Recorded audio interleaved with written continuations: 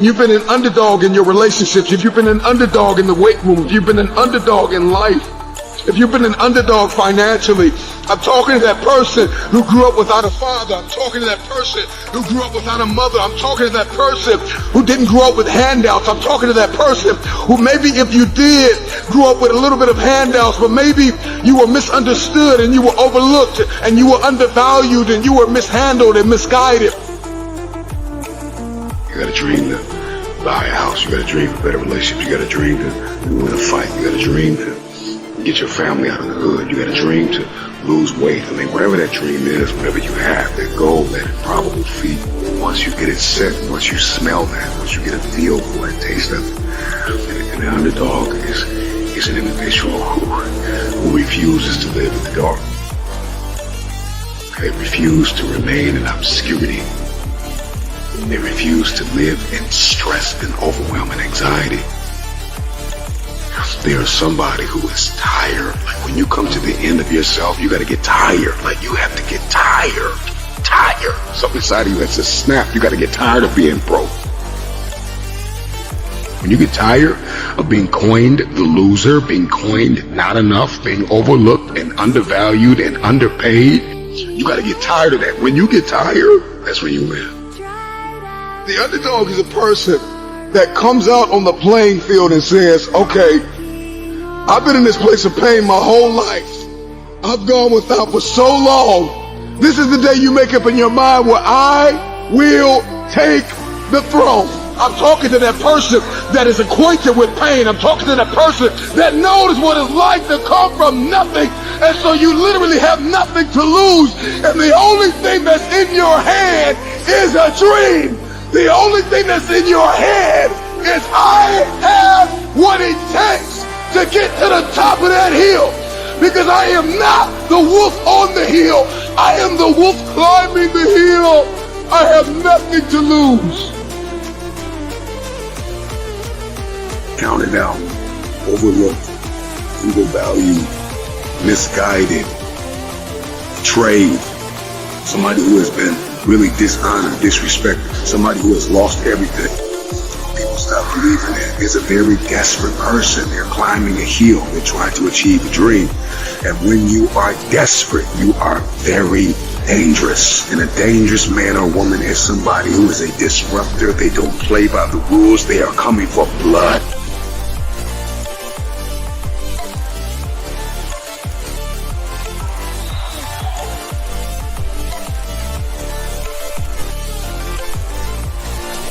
They are coming for blood. Your story is not your fortress. Your story is your fuel. When you doubt the underdog, it's like music to his ears. Tell me I'm not good enough. Tell me I'm not strong enough. Tell me I won't finish. There is this intrinsic emotion, this instinct. You have just awakened the lion in me because they said you can't do it. They said you don't have what it takes to make the investments. They said you don't have what it takes to lose the weight. They say you don't have what it takes to hang on to your marriage. Everybody has been counted out. Everybody has been doubted. The underdog is not a person who doesn't feel pain, doubt, and fear. The underdog is a person that turns that pain, that doubt, that fear into their fuel. If you came from a place where you had nothing, that's everything that you need.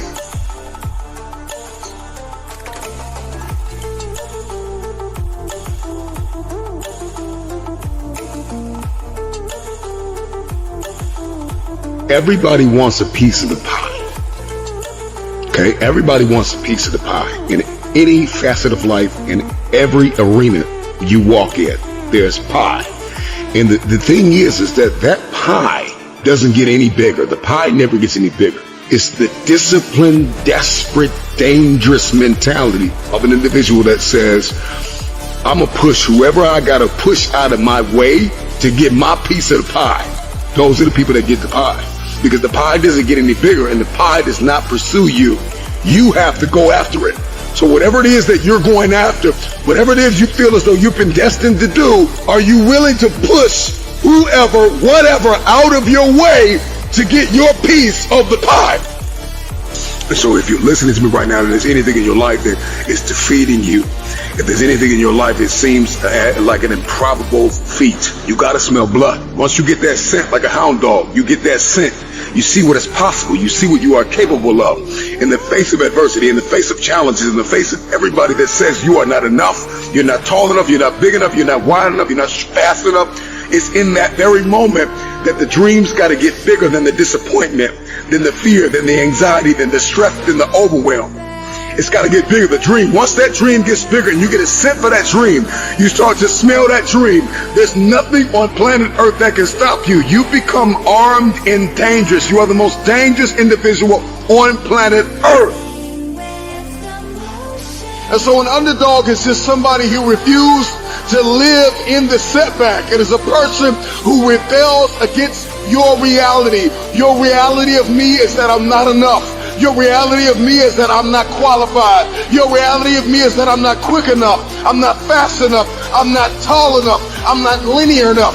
This is your reality. My reality of me is that all I have is all I need. I'm coming after everything you said I couldn't have. If you're going to come back from the setback, the number one thing you have to do is make up your mind that you are no longer going to live in the pain of the past. Pain is inevitable and it is unavoidable. And when we talk about this underdog mentality, the underdog is just a man or a woman who has made up their mind. They are no longer going to live in their setbacks. They are no longer going to live in your reality. Your reality of me says I'm not enough. Your reality of me says I can't do this. Your reality of me says you won't finish today. My reality says all I have is all I need. I'm not living in my setback any longer. I'm moving forward. When we talk about a dog mentality, the dog scrambles, the dog barks, the dog runs after whatever it wants. When a dog is hungry, move out of his way. This is coming for blood. And the reason why you don't have what you want is because you are not hungry enough.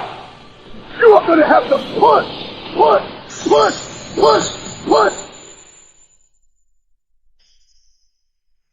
9 times out of 10, the underdog always comes out with the win because the underdog was more hungry. The wolf that is on the hill is never as hungry as the wolf that is climbing the hill. The underdog is still trying to prove himself. The underdog is still trying to tell the world, I can do this.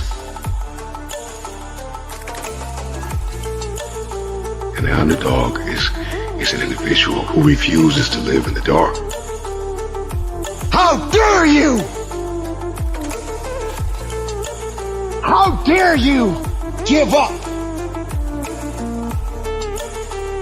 There are people in the world right now that want to live a little bit longer, but they can't because they're fighting a disease that is killing them right now. They can't do anything about this disease. This disease is terminal. They can't recover. No matter how much they fight, they can't come back from it. Although they're hoping for the best, the reality sets in, and they know they have only so much time. But you are the one that's complaining so much. How dare you? How dare you? How dare you complain? You don't have the right to give in. You don't have the right to make it all about you. Stop letting the world shut you down. It is not the world's responsibility to make you better. It is not the world's responsibility to build you up. Find a way, make a way, and keep living every single day of your life. If you gotta stand alone with power. If you gotta stand alone, stand tall. If you gotta stand alone, keep looking up.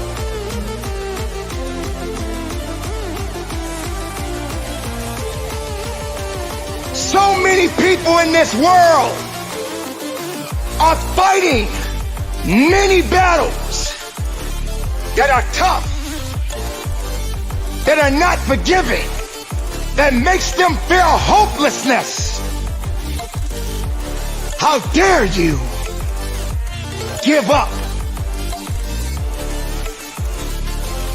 These other people in the world, their life is on the countdown, but they're not down yet.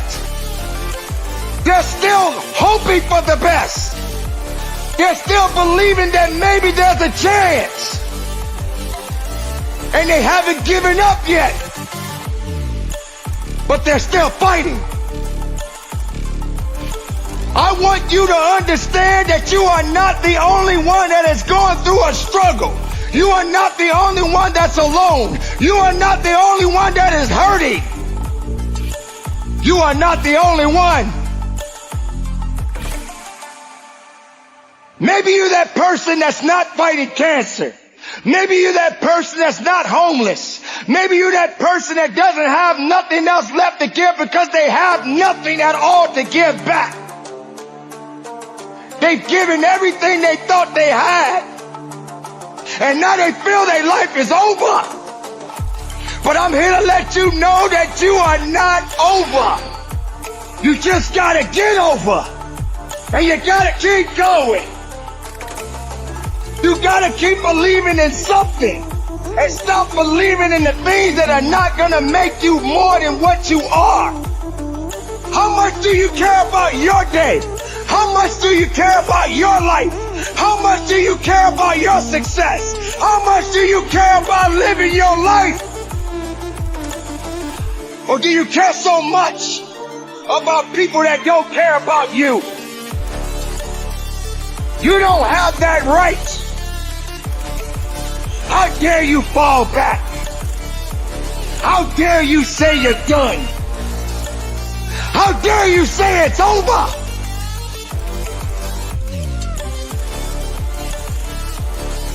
How dare you commit to the things that are not giving you the ammunition and the strength to carry on.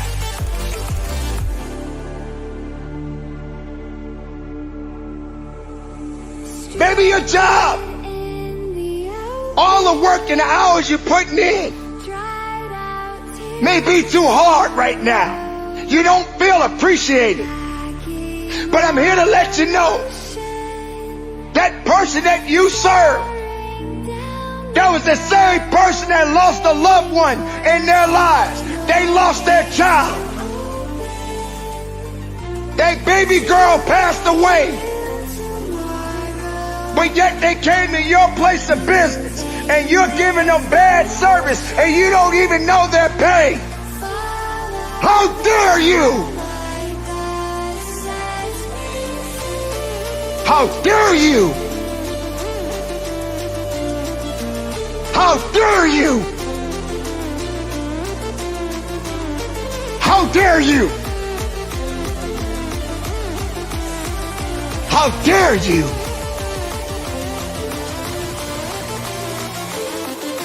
All you care about is how bad your day is.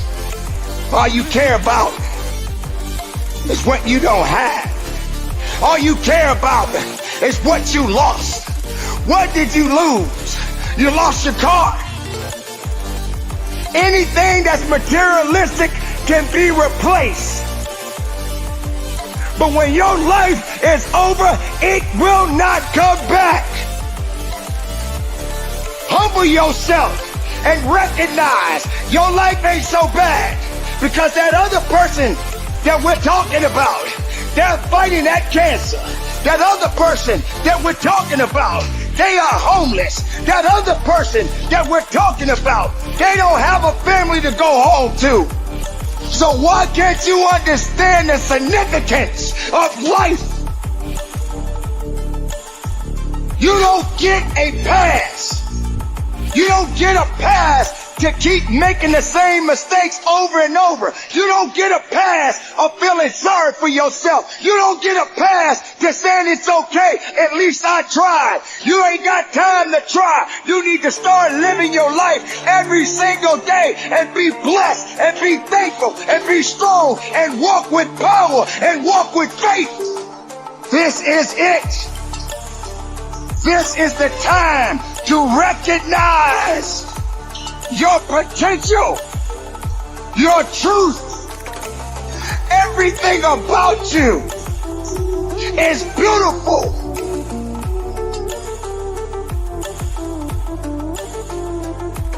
Recognize your purpose in this world. We are all responsible. We are all made to do great things. Be accountable. Be productive. Be powerful. And from the bottom of my heart, conduct your business. Some of you don't even realize you have unfinished business. You got work to do. Perspective is everything. Let's go. I need you to hear me loud and clear. How you see this thing is everything. You cannot change the past, but you can change your perspective about it. You gotta see this thing differently. Stop complaining about the divorce. Stop complaining about the job loss. Stop complaining about the relocation. Your viewpoint is your advantage. Thank you for breaking up with me. Here's what you did. You opened up another opportunity for somebody else to come into my life. Thank you for firing me. You gave me an opportunity to explore entrepreneurship. I'm not bitter, I'm better. Perspective is what changes the game.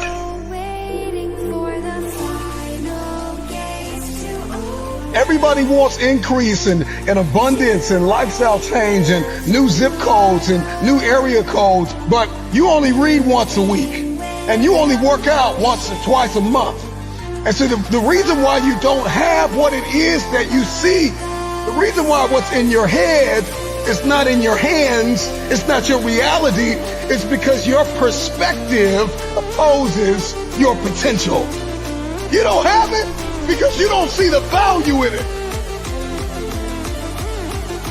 If you believe you've been called to be the difference maker, the game changer, the disruptor, the person that comes into a room and commands the atmosphere, if you believe you've been called to be necessary and not grossly irrelevant, then everything you do, everything you see, everything rises and falls on your perspective, your perception, your viewpoint. How do you see this thing? What happens when your perspective, your perception diametrically opposes your reality? If you are going to give and grow and evolve and attain and become, everything rises and falls on your viewpoint. Show me somebody that hates to work out, and I'll show you a man that almost lost his life, and the doctor said, if you don't work out, you'll die. One sees it as cumbersome. One sees it as a problem. Another one sees it as a privilege. He sees it as his second chance, his new lease on life, that I have to work out. I get to work out. I get a chance to live a little longer. So one person sees the gym as a prison, and another person sees the gym as a passport. One man came within inches of losing his life, and another man has never come within 100 miles of losing his life, and he only works out twice a month, and somebody else works out 4 or 5 times a week. The reason why you only do it once or twice a month is because you don't see the value. Your viewpoint is either your advantage or your assassin. Your viewpoint will either get you going or get you killed. We see a storm, we see rain, and we think depression. We think I can't do anything. Instead of thinking grass can't grow without rain. Roses don't bloom without rain. Number one, there's one thing I need you to stop saying, and that is, I should do something. That perspective, that viewpoint, that ideology, that philosophy, that mindset It's gonna get you bankrupt. I should start this. I should stop that. I should forgive. I should. You don't get what you should. You get what you must have. I must work out X amount of times a week. I must forgive. I must evolve. I must become.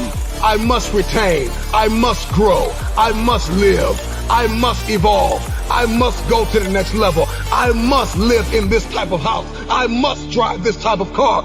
I don't care how bad you think the shoes are that you are wearing. There is another man in this world who would kill to walk a mile in the pair that you wear. Marcus, what does this mean? This means that what you are complaining about, what you hate, what you can't stand, what you want to walk out of, what you want to give up on, there is somebody out there that would die to be in your position. And so here's what I need you to ask yourself.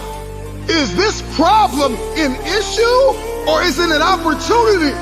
Some of you, all you've been waiting for your whole life was an opportunity. What if losing your job was the opportunity?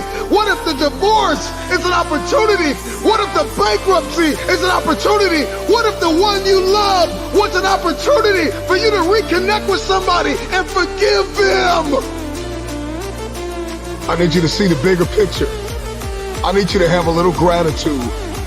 You need to learn how to smile. You need to work out. I know you hate the gym. I know you hate to lift weights. I know you hate cardio. I know you don't like drinking water. I know you don't like taking care of your temple. You think it's the hardest thing to do in the world to commit. But there is somebody who's in the grave today, and if they had another opportunity to live, they would enthusiastically, with great confidence and courage and consistency, do what you hate just to live a little longer. Find the positive. See the bigger picture. Guard your gratitude. The trial, the tribulation, the adversity, the giant is not your assassin. The giant is your opportunity. Are you going to complain in the face of conflict, or are you going to seize the opportunity? I don't care what it is that you're trying to achieve, what you're trying to accomplish, what you're trying to give, how you're trying to evolve, what you are looking to become. Everything rises and falls on your perspective.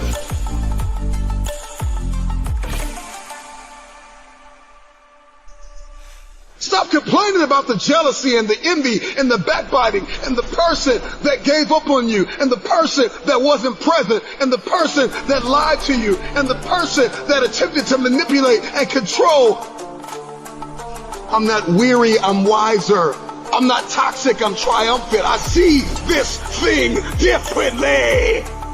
This season that you've entered into did not come to break you. That's why they say, see the light at the end of the tunnel. If you don't see that light, you're going to lose your mind. You will lose yourself. You will snap in half if you don't see past this.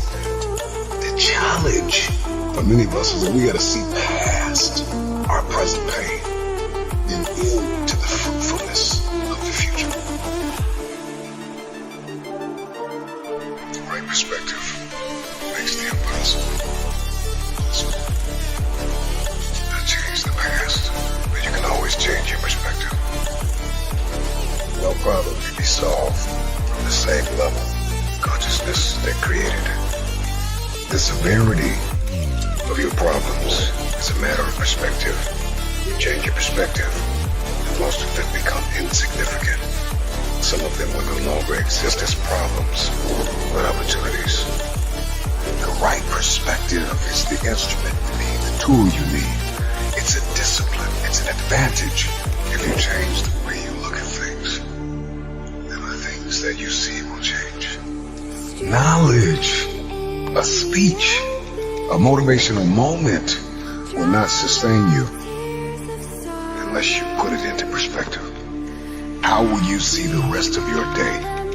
Because how you see the rest of your day will oftentimes determine the way you see the rest of your life. Shift your perspective. If you can change your perspective, you can change the future. Many of you listening to me right now, you have unfinished business. And you need to go back to that dream, back to that idea. You have a date with destiny. You have unfinished business. It's time for you to go back to the drawing board with a new perspective. It's your viewpoint. And watch this. Your perspective actually shapes your language, and your language shapes your world. And so if you don't start thinking right, you're not going to talk right. And if you're not talking right, you're not going to experience the world that you see in your head. I don't know who God has called you to become, but what I can tell you is if you keep seeing it the way you have seen it, you will never become it. Everybody wants next level. Everybody wants wealth and influence, and everybody wants to be this esoteric novelty. But listen to me, you will never experience any of this showing up in your next season with the same viewpoint. The right perspective